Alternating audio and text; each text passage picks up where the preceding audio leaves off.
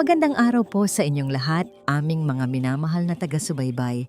Maligayang pagbabalik dito sa ating channel kung saan ang bawat kwento ay may pintig ng puso at ang bawat puso ay may kwentong nais isalaysay. Sa araw na ito, samahan ninyo kaming tuklasin ang isang kwentong magpapatunay na ang pinakamatibay na panata ay isinusulat hindi sa papel kundi sa puso. Isang kwento tungkol sa isang pag-ibig na kayang lampasan ang dugo at pangalan at isang pangakong magiging tanglaw sa gitna ng pinakamadilim na kasinungalingan. Ito ang kwento ni Ami at ang lihim na babago sa lahat. Ang marangyang ilaw ng mga chandelier sa kisame ng Hacienda Sinagtala ay tila mga bituing nagniningning para sa lahat, maliban sa kanya. Para kay Ami, ang mga ito ay libo-libong matang nakatitig, nagbabantay, at anumang oras ay maaaring tumuklas sa kanyang pagkatao.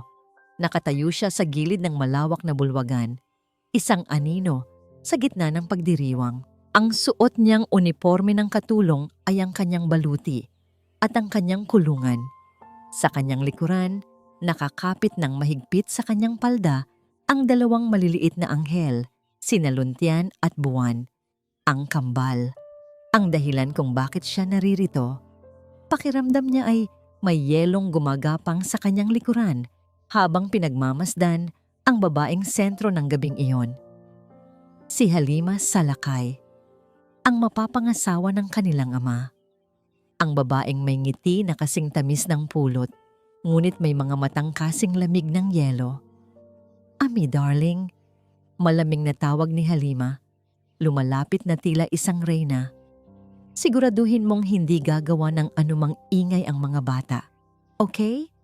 This is a very important night for their papa and me. Ang salitang papa ay parang lason na tumarak sa pandinig ni Ami. Tumango na lamang siya, hindi nag-abalang magsalita. Sa mundong ito, ang boses niya ay hindi mahalaga. Saglit niyang sinulyapan ng ama ng kambal, si Don Dalisay Magdiwang. Isang makisig ngunit malungkot na lalaki. Hawak ang isang kopita ng alak na tila iyon ang kanyang tanging kanlungan. Nagtama ang kanilang mga mata sa isang iglap. Sa isang sandali, nakita ni Ami ang kislap ng pagkalito sa mga mata nito na para bang may nakita itong isang pamilyar na anino sa kanyang mukha. Isang anino ng nakaraan. Isang anino ni Diwa. Agad na iniwas ni Ami ang kanyang tingin at yumuko. Hinaplos ang buhok ng kambal. Naalala niya ang pag-awit niya ng isang lihim na oyayi kaninang umaga para lamang sa kanila. Isang kantang tanging siya at ang kanilang yumaong ina ang nakakaalam. Iyon ang kanilang mundo. Isang mundong walang nakakapasok, lalo na si Halima. Dumating ang kasukdulan ng gabi. Inanunsyo ang opisyal na pag-iisang dibdib ni Dalisay at Halima. Nagpalakpakan ang mga bisita. Ngumiti si Halima at sa isang kilos na puno ng pagkukunwari, sinubukan niyang hilahin si Luntian para magpakuha ng litrato. Halika rito sa tita Halima mo anak, para maging masaya si Papa. Ngunit hindi gumalaw ang bata, lalo pa nitong hinigpitan ang kapit sa palda ni Ami. Ang munting katawan ay nanginginig sa takot. Si Buwan naman ay nagtago ng tuluyan sa likod niya na wala ang nangiti sa mukha ni Halima. Luntian, mahinang sabi niya, ngunit may diin. Huwag kang bastos, halika rito. Hinawakan niya ang braso ng bata. Isang munting impit na tunog ang kumawala kay Luntian. Nakita ni Ami ang purong takot sa mga mata ng kambal. Isang takot na matagal na niyang sinubukang pawiin. Ito na iyon. Ang bangungot na kinatatakutan niya. Sa gitna ng pagpupumilit ni Halima at ng pag-iyak na walang tunog ng kambal, sa harap ng daan-daang bisita, sabay na napatingin sina Luntian at Buwan sa iisang direksyon, sa kanya, sa kanilang Ami. At mula sa mga labing matagal nang natahimik, isang salita ang sabay nilang isinigaw. Malinaw, malakas, at umalingaw-ngaw sa buong bulwagan. Pinatahimik ang musika at ang tawanan ng lahat. Nanay, huminto ang mundo. Lahat ng mga mata, mga nagtataka, mga nanghuhuga ay napako sa kanya. Ngunit ang tanging nakikita ni Ami ay ang dalawang pares ng mata na sumisira sa kanyang kaluluwa. Ang mga mata ni Dalisay na puno ng pagkalito at ang mga mata ni Halima na nag-aalab sa purong galit. Nakatayo siyang parang bato. Ang puso ay dumadagundong sa kanyang dibdib. Ang sikretong matagal niyang iningatan ay bigla na lamang sumabog. Ang salitang nanay ay parang isang kulog na yumanig sa pundasyon ng Hacienda Sinagtala at higit sa lahat, sa pundasyon ng puso ni Dalisay. Sa isang iglap, ang masayang pagdiriwang ay naging isang bulungan ng mga usisang bisita. Agad niyang tinapos ang gabi, pilit nang ngumingiti habang nagpapaumanhin, sinasabing pagod lamang ang mga bata. Ngunit habang papalabas ang mga bisita, ramdam niya ang kanilang mga matang mapanuri, mga matang nagtatanong. Nang sila na lamang ang natira, ang katahimikan ay tila basag na salamin, matalas at mapanganib. Si Halima ang unang bumasag nito. Nakita mo ba yon, Dalisay? Nakita mo ba ang kawalang hiyaan ng katulong na yon? Ang boses ni Halima ay hindi na malambing. Ito'y matinis at puno ng galit. Pinlano niya ito. Tinuruan niya ang mga bata na gawin yon para sirain ang gabi natin. Kailangan mo siyang tanggalin ngayon din. Tumingin si Dalisay kay Ami. Nakayuko ito, yakap-yakap ang kambal na umiyak na ngayon ng tahimik. Wala siyang nakitang tagumpay sa mukha ng dalaga. Tanging takot lamang. Bakit? Kung plano niya ito, hindi ba dapat ay nagdiriwang siya? Halima, pag-usapan natin to bukas. Mahinahon niyang sabi, kahit ang sarili niyang isip ay gulong-gulo. Bukas, Dalisay, hindi mo ba nakikita? Isa siyang ahas, isang mga agaw. Sigaw ni Halima na ngayon ay tuluyan ng nag-iba ang anyo. Ngunit ang isip ni Dalisay ay nasa ibang bagay. Sa kauna-unahang pagkakataon, sa loob ng maraming taon, tunay niyang tiningnan ang kanyang mga anak. Nakita niya ang paraan ng pagkapit nila kay Ami, na para bang ito ang kanilang nag-iisang kanlungan sa gitna ng isang malakas na bagyo. Isang koneksyon na hindi niya maipaliwanag. Isang koneksyon na hindi niya kailanman nakita sa pagitan ng mga bata at ni Halima. Iniwan niya si Halima sa gitna ng bulwagan at walang imik na sinundan si Ami na akay-akay ang kambal papunta sa kanilang silid. Mula sa bahagyang nakabukas na pinto, pinanood niya ito. Pinatulog ni Ami ang mga bata. Hindi sa kanilang mga kama, kundi sa sarili nitong maliit na higaan sa sulok ng silid. Nakita niya kung paano sila kumapit sa damit nito kahit sa kanilang pagtulog. Isang imaheng tumusok sa kanyang puso. Nang lumabas si Ami, nagulat ito nang makita si Dalisay na naghihintay. Don Dalisay, mahina niyang sabi, agad na yumuko. Anong mayroon sa inyo ng mga anak ko, Ami? Tanong niya. Ang boses ay pagod at puno ng pagkalito. Bakit ganoon na lamang ang kapit nila sa'yo? Mahal ko po ang mga bata, senyor. Sagot ni Ami. Ang boses ay nanginginig ngunit tapat. At marahil po, nararamdaman din nila iyon. Hindi sapat ang sagot na yon. Mayroon pang mas malalim. Isang bagay na hindi niya maintindihan. Tiningnan niya ang dalaga. Simple, tahimik, ngunit merong isang bagay sa mga mata nito. Isang lungkot at tapang na pamilyar sa kanya. Kinabukasan, naging mas malinaw ang lahat. Sinubukan ni Halima na lapitan ang kambal sa hardin. Ngunit sa paglapit pa lamang niya, nagtago ang mga ito sa likod ni Ami, humahawak ng mahigpit na parabang si Halima ay isang halimaw na handang manakmal. Doon nagpasya si Dalisay. Hindi niya maaring paalisin si Ami, hindi pa. Siya ang susi. Hinarap niya si Ami sa kanyang opisina noong hapong yon. Ang babae ay nakatayo sa kanyang harapan, handa sa anumang kahihinatnan. Hindi kita sisisantihin. Nakita niya ang bahagyang pagkamangha sa mga mata nito ngunit agad ding napalitan ng pag-iingat. Pero dagdag ni Dalisay, ang kanyang mga mata ay seryosong nakatitig dito. Sa isang kondisyon, huminga siya ng malalim. Ang bigat ng tanong ay ramdam niya hanggang sa kanyang kaluluwa. Sabihin mo sa akin, Ami, bakit ka tinawag ng mga anak ko na ina? Ang tanong ni Dalisay ay parang isang bitag na nakasabit sa hangin, naghihintay na mahuli ang kahit anong kasinungalingan na bibitawan niya. Paano niya sasagutin ang isang tanong na ang tanging tamang sagot ay ang sikretong pilit niyang itinatago? Hindi ko po alam, Don Dalisay. Sagot niya, pinipilit na panatilihing kalmado ang kanyang boses habang nakayuko. Mga bata po sila.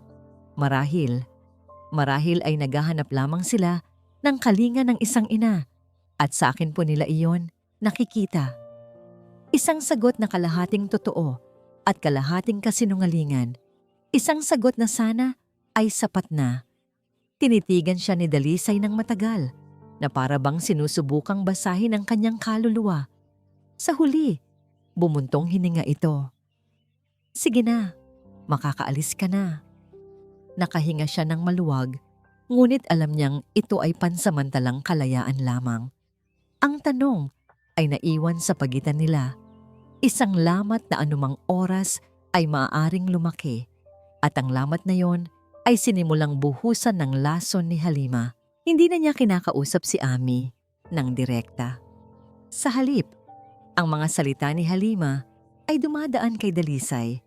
Mga bulong na puno ng kamandag na idinisenyo para wasakin ang tiwala nito sa kanya.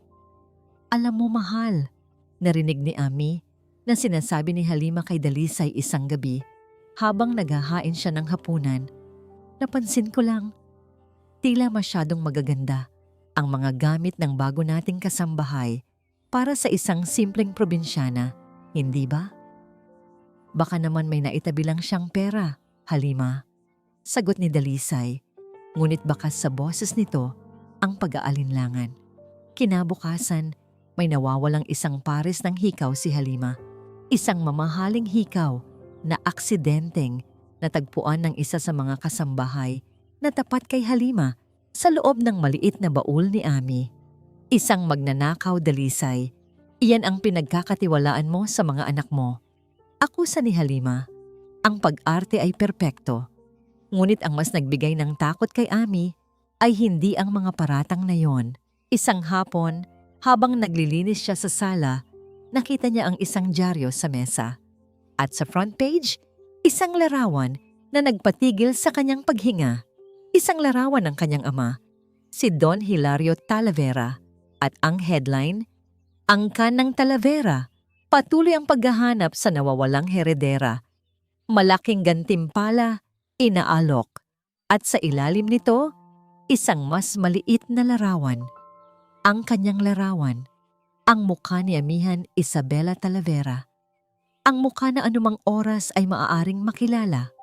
Pakiramdam niya ay gumuho ang mga pader ng hasyenda sinagtala. Sinisikip ang kanyang dibdib. Ang anino ni Alister Valeriano, ang lalaking dahilan ng kanyang pagtakas, ay tila mas lumalapit. Nang gabing iyon, nilagnat ng mataas si Buwan. Ang bata ay umiiyak. Hinahanap siya. Walang sino man ang makapagpatahan dito, kahit si Dalisay. Ami, hikbi ng bata. Si Nanay Ami. Walang nagawa si Dalisay kundi tawagin siya. Pagpasok niya sa silid, agad na tumahan si Buwan. Sa kanyang mga bisig lamang ito, pumayag na uminom ng gamot. Sa kanyang kandungan lamang ito, nakatulog. Pinagmamasdan sila ni Dalisay mula sa pintuan. Ang kanyang mukha ay isang magulong larawan ng pagkalito, pag-aalala, at isang emosyong hindi pa kayang pangalanan ni Ami. Nang makatulog na, nang mahimbing ang bata, dahan-dahan siyang tumayo para umalis. Ngunit bago siya makalabas, nagsalita si Dalisay. Yung hikaw, panimula nito, hindi nakatingin sa kanya. Hindi ako naniniwalang kinuha mo yon. Isang sinag ng pag-asa ang sumilay sa puso ni Ami. Ngunit Ngunit agad din itong namatay nang may iniabot si Dalisay sa kanya. Isang maliit at murang pulseras na gawa sa shell. Pero ito, seryosong sabi ni Dalisay, nakita ko to sa ilalim ng unan mo. Kasama ng mga gamit mo. Saan mo ito nakuha, Ami? Dahil ang pulseras na ito ay pag-aari ni Halima. Tiningnan ni Ami ang pulseras. Hindi yun sa kanya. Isang patibong. Isang perpektong patibong. Itinanim ito doon. Sa likod ni Dalisay, nakita niya ang anino ni Halima sa may pasilyo, nakangiti. Isang ngiti ng isang ahas na sigurado na sa kanyang tagumpay. Hindi ko yan kinuha, sabi ni Ami. Ang boses ay desperado. Ngunit ang tiwalang kanina lang ay nakita niya sa mga mata ni Dalisay ay naglaho na. Napalitan ito ng malamig na pagkadismaya. Pumunta ka sa opisina ko bukas ng umaga. Utos ni Dalisay.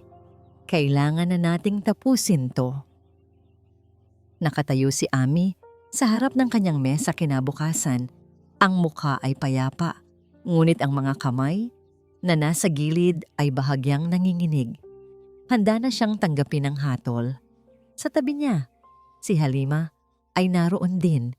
Ang anyo ay puno ng nag-aalalang pagkukunwari.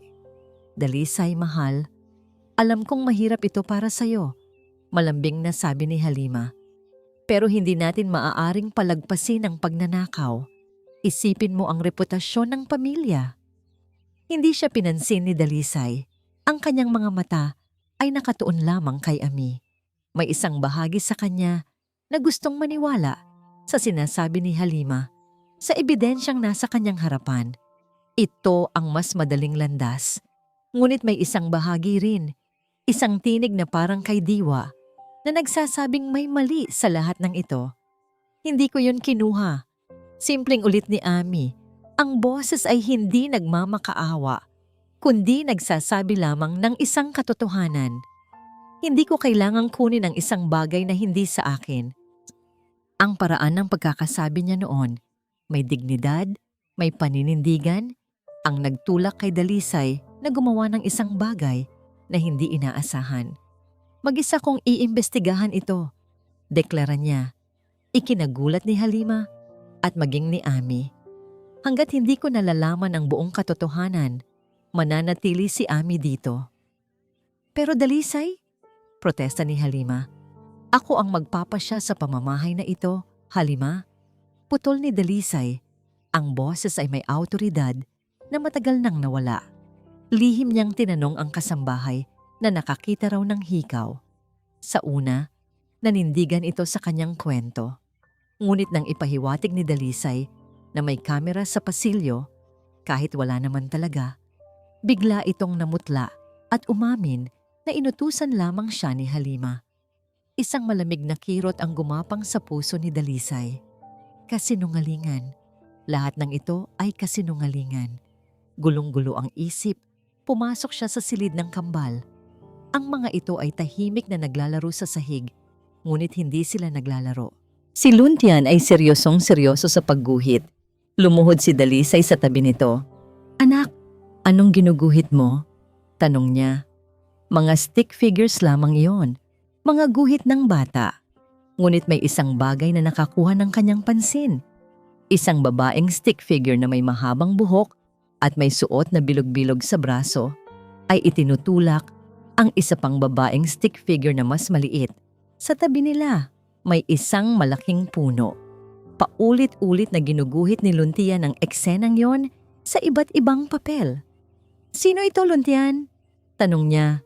Itinuturo ang babaeng may bilog-bilog sa braso. Hindi sumagot ang bata, ngunit tumingin ito sa labas ng bintana, sa direksyon kung saan naglalakad si Halima sa hardin. Napansin ni Dalisay ang suot ni Halima, isang pamilyar na pulseras na gawa sa perlas. Biglang may naalala si Dalisay, isang alaala na matagal na niyang ibinaon. Noong nabubuhay pa si Diwa, madalas nitong sabihin sa kanya, ingatan mo sana ang pulseras na yan, Halima. Napakahalaga niyan sa'yo, ano? At si Halima ay tatawa at sasabihing, oo naman, Miga. Regalo pa ito sa akin ni Papa.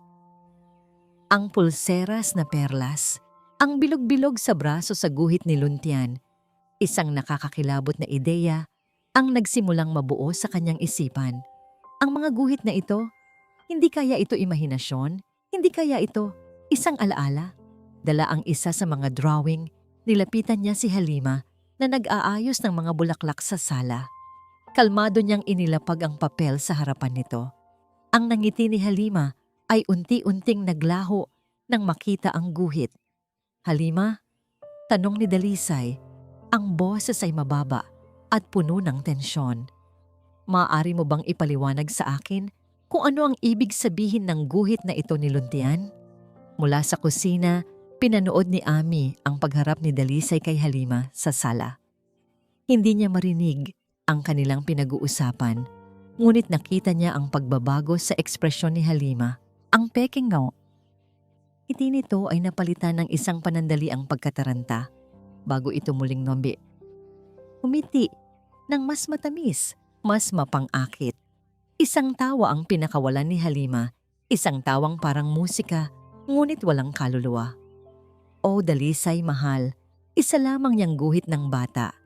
Alam mo naman ang mga bata, malilikot ang imahinasyon, baka napanaginipan lang niya." Ang paliwanag ay simple at tila kapani-paniwala. Nakita ni Ami ang pag-aalinlangan sa mukha ni Dalisay. Muli, nagtagumpay si Halima na itanim ang binhi ng pagdududa. Umalis si Dalisay, nagulong-gulo pa rin ang isip. Ngunit alam ni Ami na hindi iyon imahinasyon. Alam niyang may tinatago ang mga guhit na yon. Isang bagay na tanging ang mga bata lamang ang nakakaalam. At alam din niyang si Halima ay mas mapanganib kaysa sa inaakala ng lahat. Dahil sa pagkataranta nito kanina, nakita ni Ami ang isang kislap ng totoong Halima. Isang Halima na kayang pumatay para makuha ang gusto niya. Kinagabihan, habang dinadala niya ang mainit na tsaa sa silid-aklatan para kay Dalisay, narinig niya ang boses ni Halima mula sa loob. Hindi ito ang malambing na boses na ginagamit nito sa harap ng iba. Ito ay malamig, matalas, at puno ng pagbabanta. Napatigil si Ami sa likod ng bahagyang nakabukas na pinto. Ang puso niya ay nagsimulang kumabog ng mabilis. "Sinabi ko na sa'yo, tapos na ang usapang iyon," mariing sabi ni Halima sa kausap nito sa telepono. "Walang nakakita, walang nakakaalam. Isa iyong aksidente. Naiintindihan mo? Bayad ka na, kaya manahimik ka na lang kung ayaw mong madamay." Isang sandaling katahimikan. "Anong ibig mong sabihin na may nakakita?" Naging mas matinis ang boses ni Halima. "Imposible! Ang mga bata, hindi sila nagsasalita. At kahit magsalita sila, sino ang maniniwala sa kanila?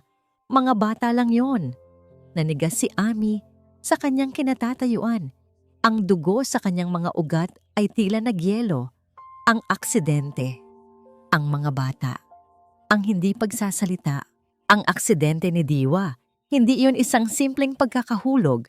Ito ay sinadya. At ang kambal, sina Luntian at Buwan, ay naroon. Nakita nila ang lahat. Iyon ang dahilan. Iyon ang dahilan kung bakit sila tumigil sa pagsasalita.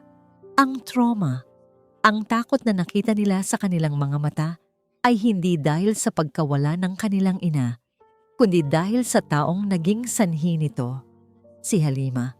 Dahan-dahang umatras si Ami, nanginginig ang mga kamay, nabitawan ang hawak na tray.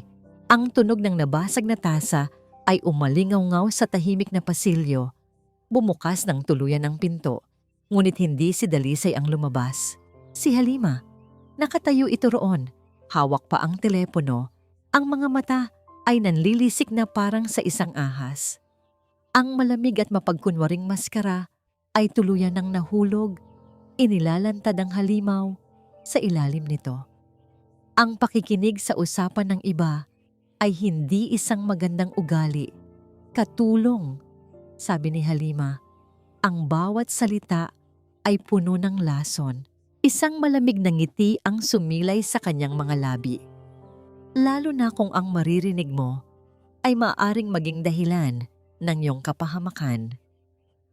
Ang tensyon sa pagitan ni Ami at Halima ay halos mahahawakan na sa hangin. Isang kuryenteng nagpapaigting sa bawat sulok ng hasyenda sinagtala. Ramdam ni Dalisay iyon, ngunit hindi niya maintindihan ang pinagmumulan. Ang tanging alam niya ay nasa gitna siya ng isang digmaang hindi niya nakikita. Para takasan ng lahat, ikinulong niya ang sarili sa lumang opisina ni Diwa, isang lugar na matagal na niyang iniiwasan. Ang amoy ng mga lumang libro at ng pinatuyong bulaklak ng sampagita ay nagbalik sa kanya sa nakaraan. Habang nag-aayos ng mga gamit, isang maliit na kahon na gawa sa kahoy ang nahulog mula sa estante. Kinuha niya ito. Ito ang kahon ng mga lihim ni Diwa. Dito nito itinatago ang mga bagay na mahalaga sa kanya. Nanginginig ang mga kamay na binuksan niya ito. Sa loob, naroon ang mga litrato nila, mga tuyong bulaklak at isang sulat. Isang sulat na hindi natapos, nakasulat sa pamilyar na sulat kamay ni Diwa. Mahal kong Dalisay, sumusulat ako sa iyo hindi para mag-alala ka, kundi para lang may mapagsabihan ako. Nitong mga huling araw, may kakaiba akong nararamdaman. Tila may aninong nakasunod sa akin sa sarili kong pamamahay. Si Halima, alam kong kaibigan ko siya, pero ang paraan ng pagtingin niya sa'yo, sa pamilya natin, may kasamang inggit, may kasamang dilim. Naaalala ko tuloy ang aking kaibigan noong bata pa ako, ang aking amihan. Isang tunay na kaibigan na kahit kailan ay hindi ako tiningnan ng may inggit. Isang tagapagtanggol. Sana narito siya. Sana. Natigil ang sulat doon. Amihan. Ang pangalan ay parang isang kampanang umalingaw-ngaw sa kanyang isipan. Isang pamilyar na pangalan. Ami. Napatingin siya sa bintana. Sa hardin, nakita niya si Ami na nakikipaglaro sa kambal. Tumatawa ito at sa isang saglit ang anino ni Diwa ay tila lumitaw sa ngiti nito. Napako ang kanyang tingin sa kwintas na suot ni Ami. Isang simpleng kwintas na may palawit na isang tuyong bulaklak ng sampagwita. Ang bulaklak na yon, hindi lang yon basta sampagwita. Iyon ang uri ng sampagita na tumutubo lamang sa isang lihim na hardin sa likod ng hasyenda. Isang hardin na tanging siya at si Diwa lamang ang nakakaalam. Lahat ng piraso ay biglang nagkadugtong-dugtong. Ang guhit ni Luntian, ang pulseras na perlas ni Halima, ang liham ni Diwa, ang pangalang Amihan, ang kwintas na sampagita. Si Ami ay ang amihan mula sa nakaraan ni Diwa. Kaya pala pamilyar ang kanyang mga kilos, kaya pala ganoon na lamang ang pagmamahal niya sa kambal. Hindi dahil gusto niyang maging ina ng mga ito, kundi dahil tinutupad niya ang isang pangako sa isang kaibigan. Parang isang bagyo ang namuo sa kanyang dibdib. Galit, pagsisisi, pagkalito. Hinarap niya si Halima na noon ay papasok sa opisina. Ano ang ginawa mo kay Diwa? Tanong niya. Ang boses ay mababa at nanginginig sa galit. Hawak ang sulat. Anong pinagsasabi mo, Dalisay? Sagot ni Halima. Ngunit ang pagkagulat sa mukha nito ay hindi maitago. Ang sabi mo, kaibigan mo siya. Pero bakit sa sulat na ito, takot ang nararamdaman niya sa'yo? Mga kasinungalingan, gawa-gawa lang yan ng isang taong may sakit. Sigaw ni Halima. At sa unang pagkakataon, ang kanyang perpektong maskara ay nagkalamat. Ang galit at pagkainggit na matagal nang nakatago ay lumabas. Oo, nainggit ako sa kanya. Dahil lahat ng dapat ay sa akin napunta sa kanya. Ikaw, ang hasyenda, lahat. Habang ang sigawan nila ay umuulit sa loob ng bahay, isang marangyang itim na kotse ang huminto sa tarangkahan ng hasyenda sinagtala. Isang matikas na lalaki na nakasuot ng mamahaling Amerikana ang bumaba. Ang muka ay malamig at puno ng awtoridad. Hinarang siya ng gwardiya. Sino po sila? Hindi ngumiti ang lalaki. Ang mga mata nito ay parang sa isang mangangaso na natagpuan na ang kanyang biktima. Nandito ako para sa kanya, sabi ng lalaki sa isang boses na sanay mag-utos. Nandito ako para sunduin si Amihan Talavera. Ang pangalang Amihan Talavera na sinabi ng gwardiya sa intercom ay parang isang sentensya ng kamatayan sa pandinig ni Ami. Mas masahol pa ito sa galit ni Halima. Mas masahol pa sa pagdududa ni Dalisay. Ito ang katotohanan na pilit niyang tinatakasan. Ito si Alistair. Nakita niya mula sa bintana ng silid ng kambal ang pamilyar na kotse. Nakita niya ang lalaking naghihintay sa labas ng tarangkahan. Hindi si Alistair, kundi ang kanang kamay nito, isang taong walang awa. Natagpuan na siya. Tapos na ang laro. Isang primitibong takot ang bumalot sa kanya, hindi para sa kanyang sarili, kundi para kinaluntian at buwan. Kung makukuha siya ni Alistair, sino ang magpoprotekta sa kanila laban kay Halima?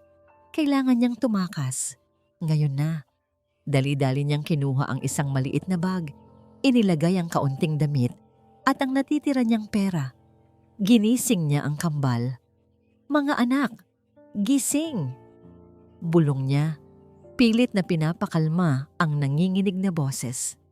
Maglalaro tayo. Magtataguan tayo, okay? Pero kailangan nating maging sobrang tahimik. Ang pagkalito sa mga mata ng kambal ay napalitan ng takot.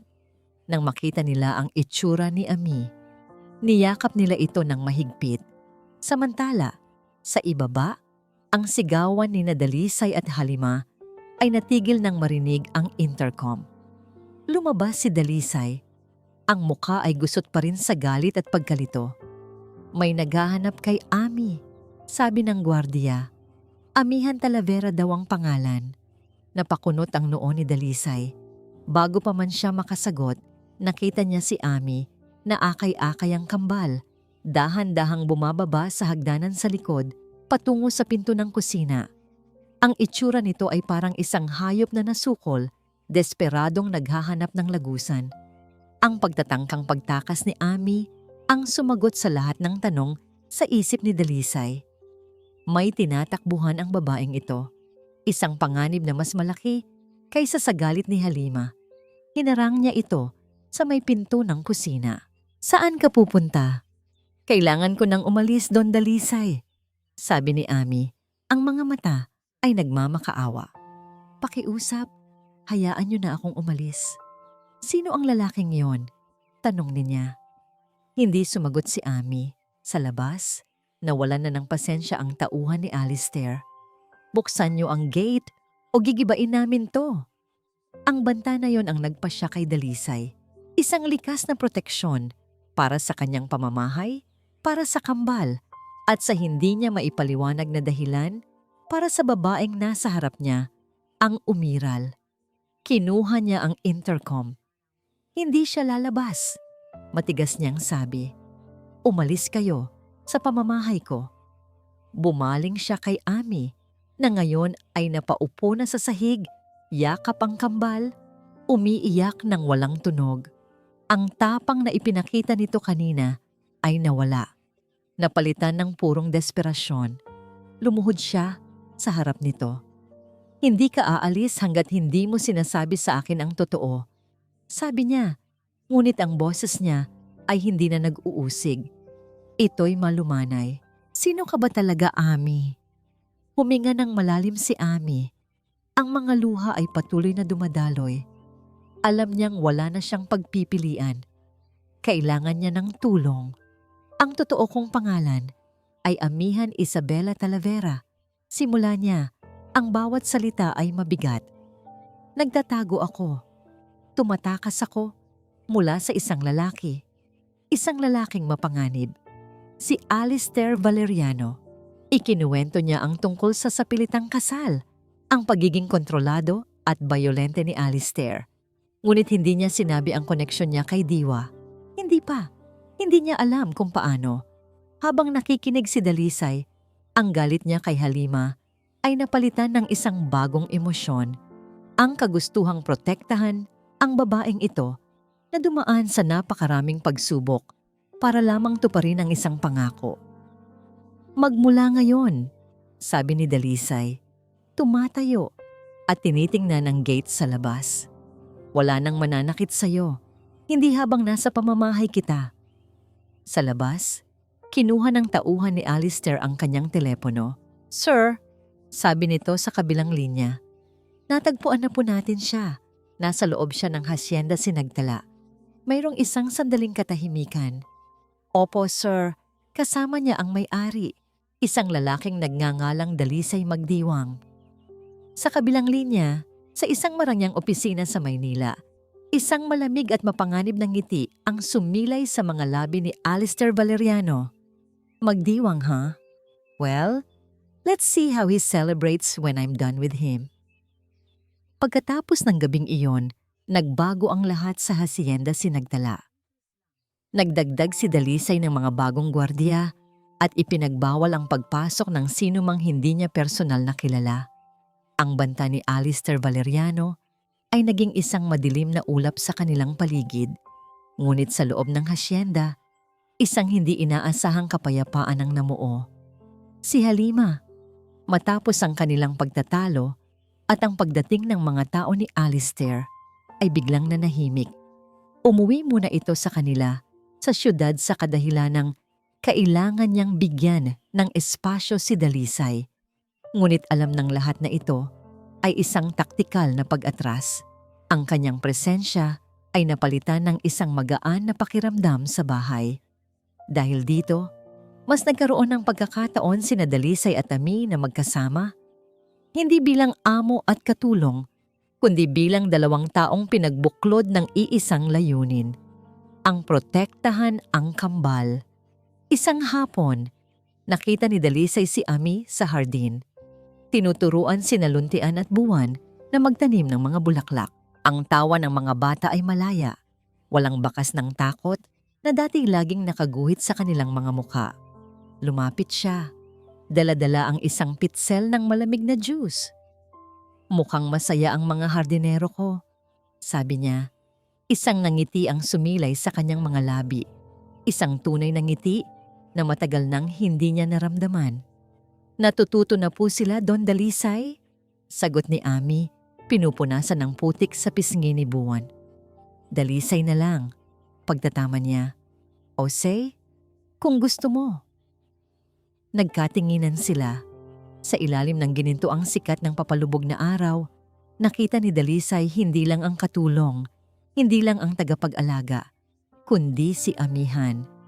Isang babaeng matapang, mabuti, at nagtataglay ng isang kagandahang nagmumula sa kanyang kaluluwa.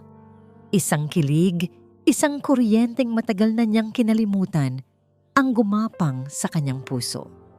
Nang gabing iyon, habang magkatabi silang nagbabasa ng kwento para sa kambal, ang kanilang mga balikat ay nagdikit. Hindi nila ito pinansin. Hinayaan nila ang init ng isa't isa na magbigay ng kapanatagan.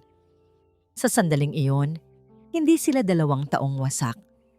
Sila ay isang pamilya, ngunit ang kapayapaan ay isang marupok na bagay. Kinabukasan, bumalik si Halima.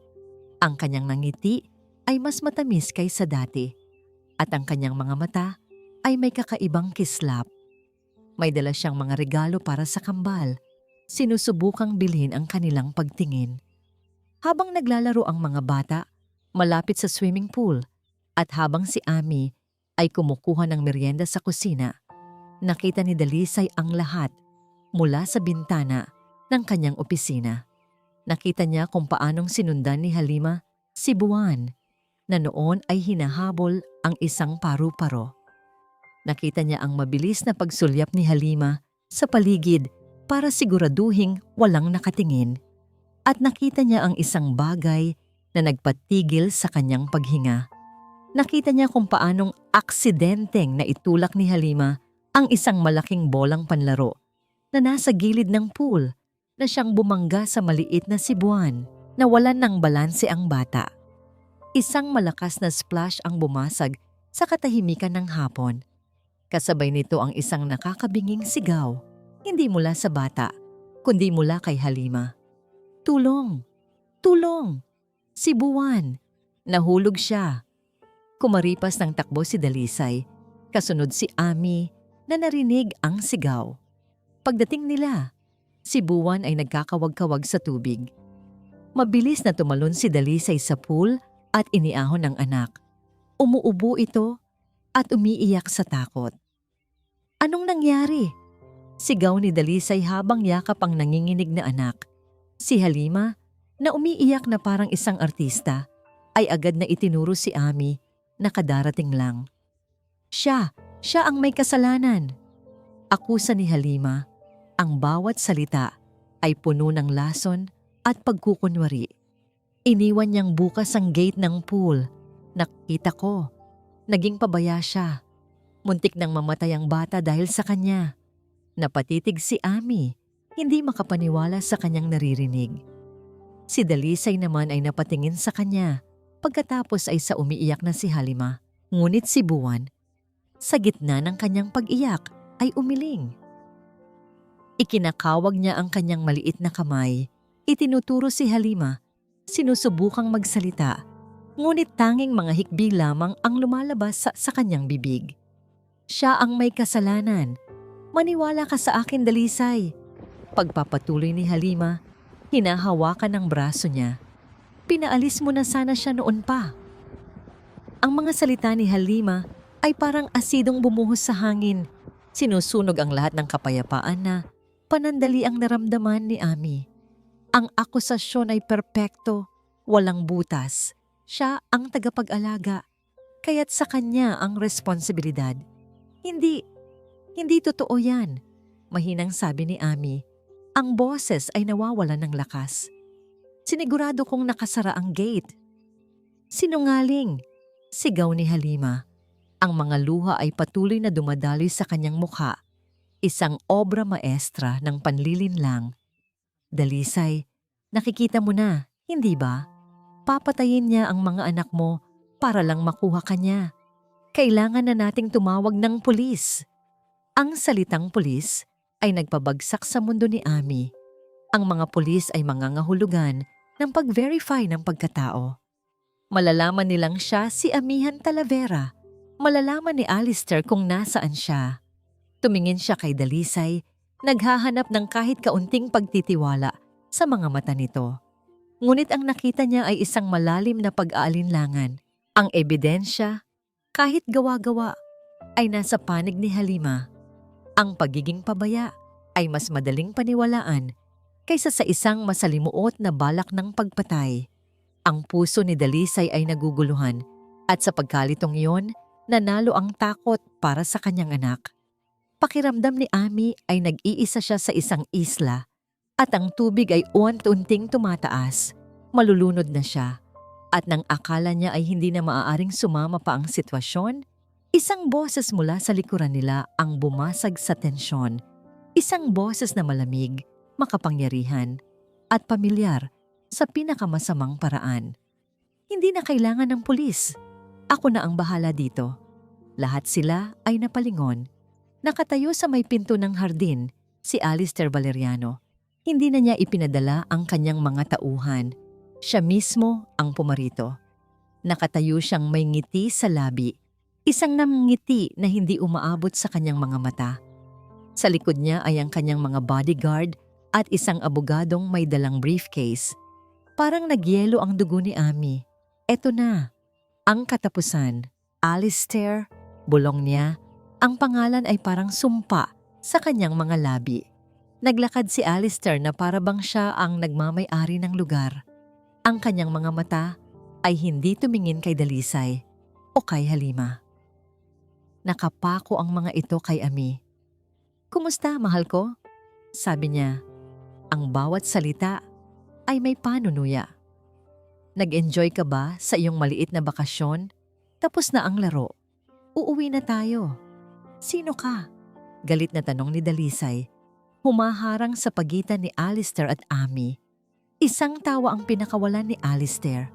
Ako ang lalaking pakakasalan ng babaeng yan." Bumaling siya sa kanyang abogado. "Pakita mo sa kanya." Binuksan ng abogado ang briefcase at inilabas ang mga dokumento, mga katibayan ng kanilang napagkasunduang kasal, mga papeles na nagpapatunay na si Ami ang nawawalang si Amihan Talavera, ang kanyang fiancé.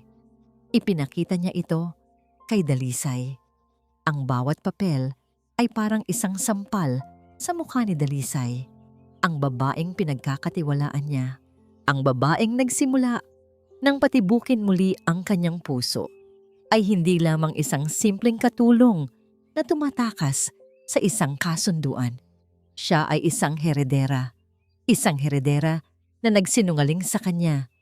Tumingin si Dalisay kay Ami at sa pagkakataong ito, ang nakita ni Ami sa mga mata niya ay hindi na pagkalito, kundi isang malalim na sakit. Ang sakit ng isang taong muling pinagtaksilan. Hinawakan ni Alistair ang braso ni Ami. Ang pagkakahawak ay mahigpit at masakit. Halika na, Isabela.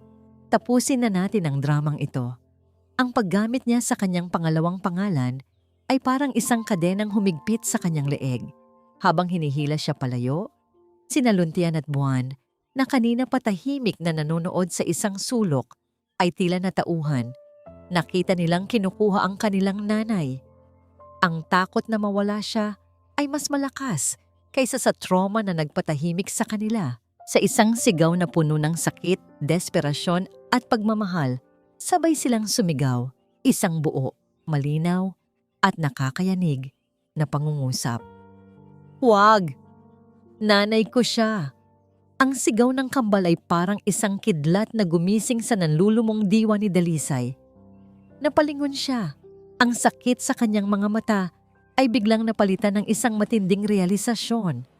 Ang katotohanan ay hindi nakasulat sa papel o sa mga salita ng matatanda, kundi sa dalisay na sigaw ng mga inosente. Huwag! Nanay ko siya! Ang sigaw ng kanyang mga anak. Hindi isang salita, kundi isang buong pangungusap. Isang pangungusap na nagmula sa kaibuturan ng kanilang kaluluwa. Para kay Dalisay, ang sigaw na yon ay mas malakas pa sa kulog. Binitawan nito ang lahat ng bigat sa kanyang puso, ang sakit, ang pagdududa, ang pagkalito. Bigla, ang lahat ay naging malinaw, na para bang isang makapal na hamog, ang biglang hinawi ng isang malakas na hangin. Tumingin siya sa kanyang mga anak. Nakita niya ang purong takot sa kanilang mga mata habang nakatingin kay Halima. Pagkatapos, nakita niya ang purong desperasyon habang nakatingin kay Ami na pilit na kinakaladkad ni Alistair.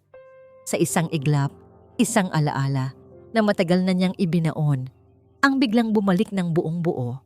Isang gabi, ilang linggo bago maaksidente si Diwa. Mag-ingat ka kay Halima. Mahal, bulong ni Diwa sa kanya habang nakahiga sila. Di ko alam, may mali.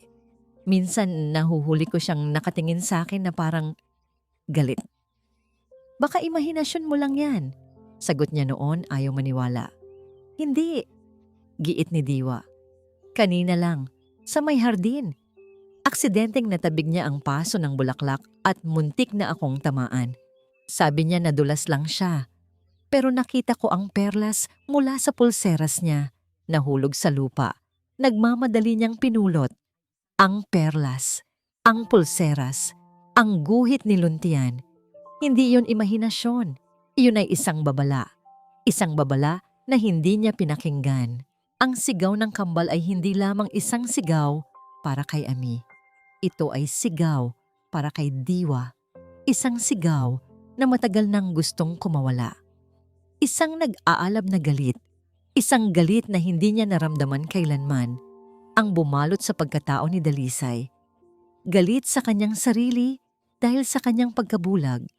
At galit sa babaeng nagsinungaling at nanakit sa lahat ng taong mahalaga sa kanya. Mabilis pa sa kidlat, humakbang siya sa isang malakas na kalabog. Hinawi niya ang kamay ni Alistair na nakahawak kay Ami. Itinayo niya si Ami sa kanyang likuran, isang buhay na pader sa pagitan niya at ng mundo. Hindi siya aalis dito, mariin niyang sabi. Ang boses ay kalmado, ngunit may bigat ng isang paparating na bagyo. Nagulat si Alistair. At sino ka para pigilan ako? Ako ang ama ng mga batang ito, sagot ni Dalisay. At ang babaeng yan ay nasa ilalim ng aking proteksyon. Humarap siya kay Halima. Ang mukha ni Halima ay namumutla. Nakikita na ang laro ay tapos na. Ikaw, sabi ni Dalisay. Ang bawat salita ay parang yelo. Lagit-laging ikaw. Ang aksidente ni Diwa, ang pagkahulog ni Buwan sa pool, lahat ay kagagawan mo. Wala kang pruweba, sigaw ni Halima. Ngunit ang boses niya ay nanginginig. Tumakbo si Luntian papunta sa kanya. Dala-dala ang papel na may guhit. Iniabot niya ito sa kanyang ama. Kasabay nito, si Buwan, na ngayon ay nakahanap na ng lakas ng loob, ay humakbang paharap. Nakaturo ang maliit na daliri nito kay Halima. Siya, sabi ng bata. Ang boses ay maliit, ngunit matatag. Siya. Masama siya. Tinulak niya si Mama Diwa. Ang testimonya mula sa bibig ng bata ay ang huling pako sa kabaong ni Halima. Ang kanyang pagkukunwari ay gumuho. Inilalantad ang isang mukhang puno ng kasamaan at pagkatalo. Huminga ng malalim si Dalisay. Tumingin siya sa kanyang mga gwardiya na nakapalibot na ngayon sa kanila. Isara ang lahat ng gate ng hasyenda. Utos niya. Ang kanyang boses ay umaling-awngaw sa buong hardin. Walang sino man ang aalis sa lugar na ito. Ang kanyang mga mata ay bumalik kay Halima, nag-aalab sa isang pangako. Magbabayad ka sa lahat ng ginawa mo sa asawa ko at sa mga anak ko.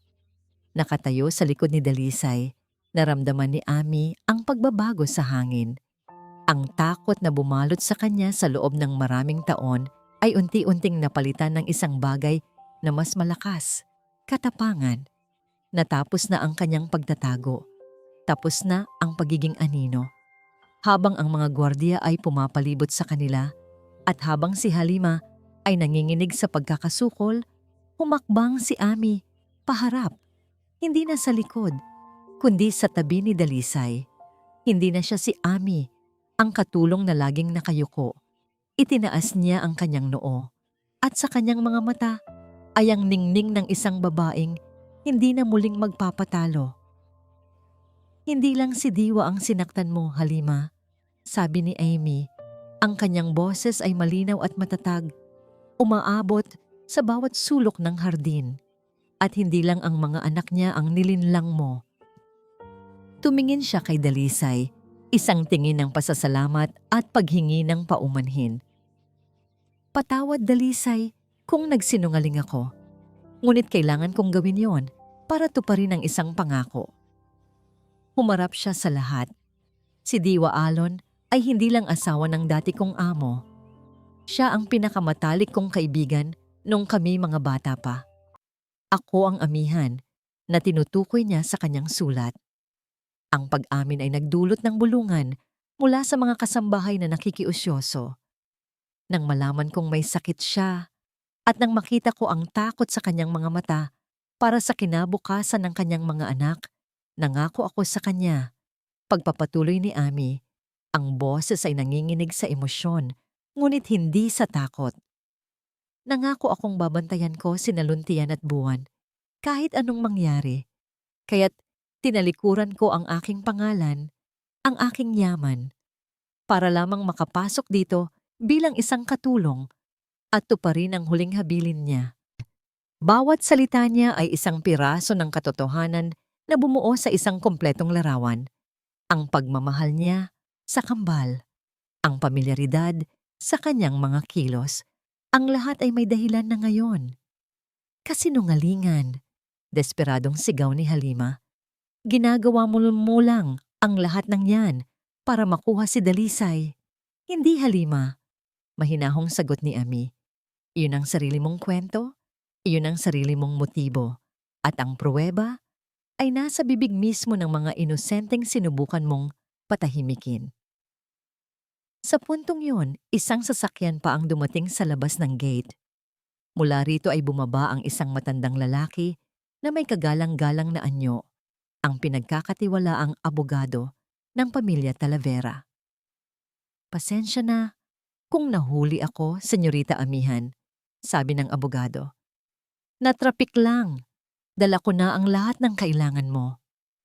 Ito ang taong palihim na tinawagan ni Ami ilang araw na ang nakalipas nang una niyang marinig ang pagbabanta ni Halima sa telepono. Humarap ang abogado kay Alistair. Mr. Valeriano, mayroon akong restraining order laban sa'yo. Inisyu ng korte dahil sa mga ebidensya ng physical at emotional abuse. At meron ding mga kasong fraud at corporate sabotage na isasampa ang pamilya Talavera laban sa iyong kumpanya. Namutla si Alistair. Ang kapangyarihan niya ay nakasalalay sa yaman at impluensya. At ngayon, ang lahat ng yon ay nanganganib na mawala. Dinala na siya ng mga pulis na kasama ng abogado papalabas ng hasyenda. Ang kanyang paghahari ng takot ay tapos na. Pagkatapos, ang abogado ay bumaling kay Halima. At para sa iyo, Mrs. Salakay, ang testimonya ng mga bata, kasama ang testimonya ng isang taong binayaran mo para manahimik tungkol sa aksidente noon, ay sapat na para sa kasong attempted murder. Gumuho si Halima. Ang babaeng puno ng pagmamataas ay napaluhod sa damuhan, talunan at wasak. Sa gitna ng lahat ng kaguluhan, niyakap ni Amihan sina Luntian at Buwan. Ang bigat na matagal niyang pinasan ay nawala na. Malaya na siya. Malaya na sila. Nang matapos na ang lahat, nang ang katahimikan ay muling bumalik sa hasyenda, tanging sila na lamang apat ang naiwan sa hardin. Lumapit si Dalisay sa kanya. Ang mga mata nito ay puno ng pagsisisi, paghanga, at isang emosyong mas malalim pa. Amihan Talavera, sabi niya, binibigkas ang pangalan na para bang isang dasal. Isang napakagandang pangalan. Isang dinangiti ang sumilay sa mga labi niya. Pero ang mga anak ko at ako, ang kilala lang namin ay si Ami. Dahan-dahan niyang inangat ang kanyang kamay at pinunasan ng isang luhang hindi na malaya ni Amihan na pumatak sa kanyang pisngi. Salamat, bulong ni Dalisay. Salamat sa pagtupad ng iyong pangako. Lumipas ang ilang buwan. Ang hasyenda sinagtala na dating nababalot ng lungkot at kasinungalingan ay unti-unting natutong huminga muli. Ang bawat umaga ay hindi na sinasalubong ng takot, kundi ng tunog ng halakhak ng kambal na malaya ng tumatakbo at nagsasalita sa hardin. Amihans nakatayo si Amihan sa terasa. Hawak ang isang tasa ng mainit na kape, pinagmamasdan sina Luntian at Buwan na tinutulungan si Dalisay sa pagdidilig ng mga bagong tanim na sampagwita. Hindi na niya suot ang uniforme ng katulong. Nakasuot siya ng isang simpleng puting bestida, ngunit ang tindig niya ay hindi na ang sa isang babaeng nagtatago. Ito ang tindig ng isang babaeng nagmamay-ari ng kanyang sarili. Inayos na niya ang lahat ng gusot sa kanyang pamilya. Sa tulong ng kanilang abogado, nabawi niya ang kontrol sa kanilang mga ari-arian mula sa mga kamay ni Alistair Valeriano na ngayon ay nahaharap sa maraming kaso. Ang kanyang ama, bagamat nagulat sa mga pangyayari, ay natutong humingi ng tawad sa pagpilit nito sa kasal. Ibinigay niya kay Amihan ang kalayaan na dapat ay sa kanya noon pa man. Maaari na siyang bumalik sa marangya niyang buhay sa Marahuyo. Ngunit sa tuwing iisipin niya iyon, ang mga mata niya ay bumabalik sa tanawin sa kanyang harapan. Si Dalisay, na tumatawa habang binabasa ni Buwan, at si Luntian, na seryosong nagbubungkal ng lupa. Dito ang kanyang tahanan. Dalisay's papa, tingnan mo, may bulaklak na. Masayang sigaw ni Luntian. Itinuturo ang isang maliit na usbong sa puno ng sampagwita. Ngumiti si Dalisay at ginulo ang buhok ng anak. Magaling anak, dahil inalagaan ninyo itong mabuti. Tumingala siya sa terasa at nakita si Amihan na nakatingin sa kanila. Isang nangiti ang nakaguhit sa mga labi nito. Ang nangiting iyon, para sa kanya, ay mas maningning pa kaysa sa araw. Ang pagmamahal na nararamdaman niya para sa babaeng iyon ay hindi pilit, hindi minadali. Ito'y isang pagmamahal na dahan-dahang tumubo, tulad ng mga bulaklak sa kanilang hardin. Itinanim sa lupa ng pasasalamat, diniligan ng paggalang, at pinalago ng mga ngiti ng kambal. Lumapit siya rito, iniwan sandali ang mga bata. Inabot niya ang kamay nito. Ang pangalan ng hasyenda, sabi niya, ay Sinagtala. Tinag at matala. Ray of light and star. Tumingin siya sa mga mata nito. Matagal na wala ang tala sa lugar na ito. Pero ikaw ang nagbalik ng sinag. Hindi na kailangan ng maraming salita. Sa isang halik na malambot, tapat, at puno ng mga pangakong hindi na kailangang bigkasin, ipinag-isa nila ang kanilang mga puso. Combined kinahapunan, magkakasama silang apat na nagtungo sa isang tahimik na lugar sa dulo ng hasyenda, kung saan nakatayo ang isang simpleng puntod na napapalibutan ng mga puting bulaklak.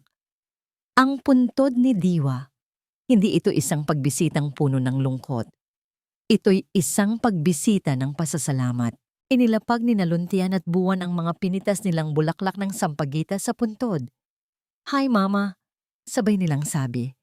"Okay na po kami. Kasama namin si Nanay Ami at si Papa." Lumapit si Amihan. Hinaplos ang pangalan ni Diwa na nakaukit sa lapida. "Natupad ko na, Diwa," bulong niya. "Ligtas na sila at masaya na kami."